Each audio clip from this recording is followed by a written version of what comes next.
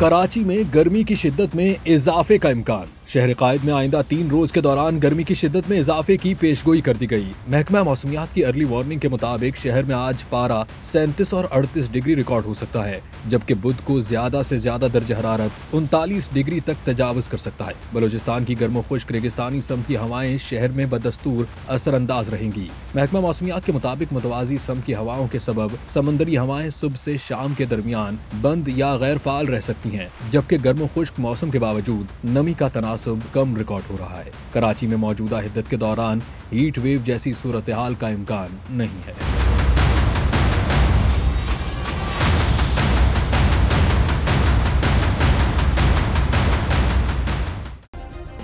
Subscribe करें और bell दबाएं ताकि कोई खबर रह न जाए।